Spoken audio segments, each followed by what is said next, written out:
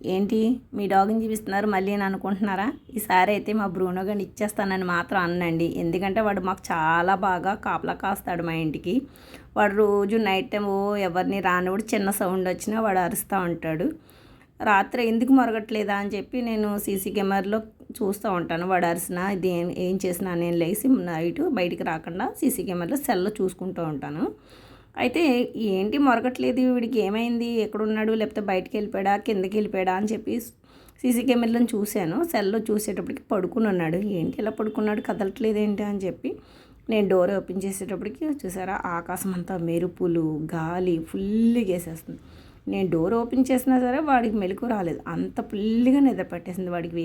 ఏసీలో పడుకున్నట్టు చక్కగా భలే నిద్రపోయాడండి. వాడిని చూస్తే నాకు భలే ఉద్దేశం చాలా బాగా క్యూట్గా నిద్రపోయాడు.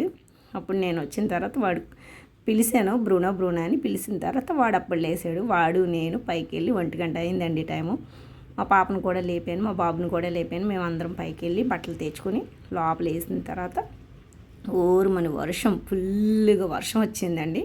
చూడండి ఆకాశం అంతా ఎంత అలా మెరుస్తుందో. చూడండి ఎంత అలా వర్షాలు వస్తాయని నేను ఎప్పుడు అనుకోలేదండి. మే నెలలో వర్షాలు ఏంటండి బాబు, నాకు అర్థం కావట్లేదు.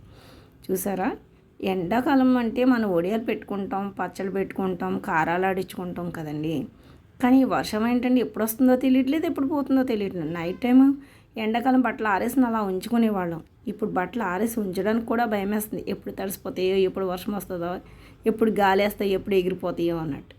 వాటి కోసం మనం నైట్ టైం పడుకునేటప్పుడు తీసుకుని పడుకుంటే బెస్ట్ అనేసి అనుకుంటూ ఇంకా కిందకి తెచ్చేసుకున్నాము. ఆఖరికి తెచ్చేసుకున్నాక కరెంటు పోయింది ఎలాగా అనుకున్నాను.